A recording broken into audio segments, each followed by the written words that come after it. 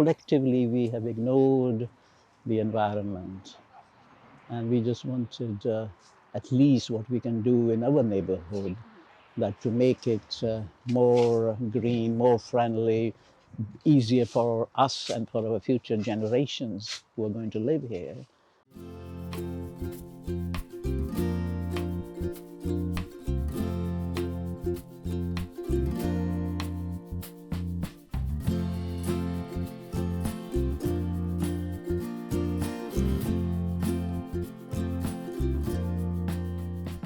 There are so many lovely things already happening in Wavertree. So many people working to combat climate change or just make the community look a bit nicer.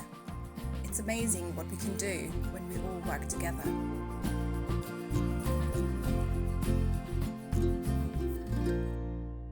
This is the Wavertree Garden Suburb Institute. It was the original building, I think, before they built the garden suburb.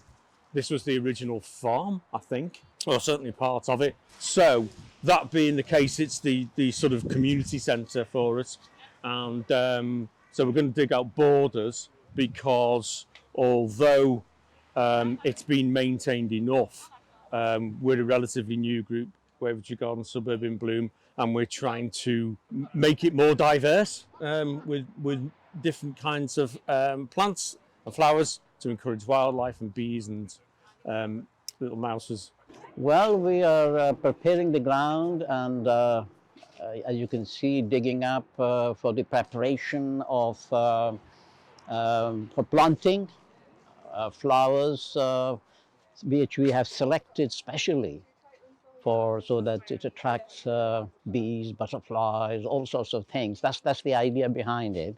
And it's not been done, as you can see here, for a long time, although there are beautiful bluebells down there, but we want to create more friendly atmosphere. That's what we are trying to do here. And some of them are planting seedlings, which we planted about a month ago, and now they are germinating. So what you're seeing there is our effort about a month ago, which we came together.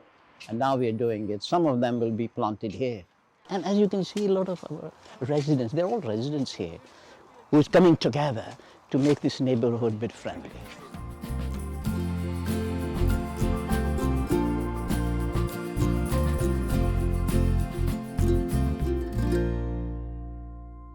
I'm getting involved today because I have been using the Institute for over 10 years as part of the community here, and recently Mohammed, who you've just interviewed, decided that he wanted to go for a more coherent garden suburb with people talking to each other and doing stuff together to make the garden suburb more what it was originally intended to be, which was a community. And so he's kicked off this by leafleting. He did it by leafleting, and then we came to a meeting here a while ago, about 6 months ago, and then he's given us his vision, and other people have put in their vision, and now we've got a sort of collaborative vision, and this is part of it. So that's why I'm involved. I live here. I live around the corner from here. Yeah. So this is my community. Yeah. At least what we can do in our neighborhood, that to make it more green, more friendly, easier for us and for our future generations who are going to live here, where they can breathe fresh air, better, more trees in the area. Already we've discovered there are about 40 trees which fell in this area during different storms, not this year, but different storms, has not been replanted. So we have located those areas and we are going to replant.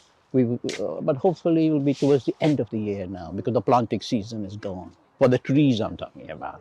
So all the trees will come, because we want to take part in the Queen's Green Canopy initiative, which is going all through the year, right up to December.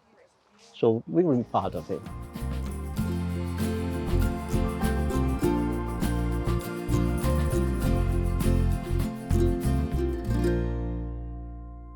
What I would hope is that people communicate with each other who live here, because it's a bit disparate, I don't know who lives there, I don't know who lives in that house. But I would hope people are communicating with each other and can work towards having the place greener, friendly for wildlife, that people know where we are and can come to us. There was a lady who just passed the gate before, Oh, what are you doing? So I told her, and she's like, oh, okay. So now I know you exist. Great, that'll do. That's good. I think community, apart from other things, is bringing us together. That's the main agenda. And by coming together, we're not sitting around and gossiping and talking about this and talking about that. We all come in, as you can see for yourself, that A, they know their neighbors, getting them together and say hello, maybe a cup of tea later on. But they're doing something for not just for that. I mean, this is the community center. Everybody's doing it here. And they're bringing their own stuff, compost, so they're sharing it. So it's not like going to one person. Somebody's bringing like spades, we brought it, and we're digging and all the others. So that's what we are trying to achieve here, all coming together. And then once the flowers are here and everything is nice and blooming, we'll enjoy it as this is our area, this is our home.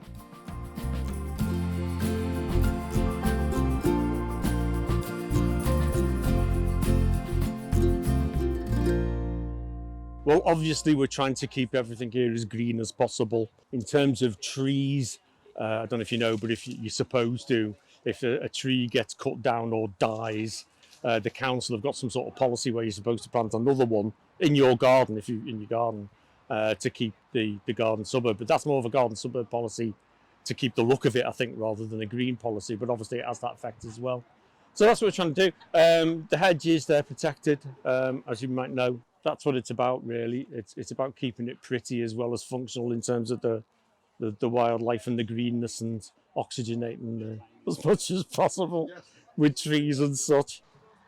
What we're doing here is we're trying to um, change the climate in the sense that the more trees which we plant and bring in wildlife like maybe if I go say caterpillars and whatnot, that will attract birds and other animals into the area, which will be good for the environment, good for everything else.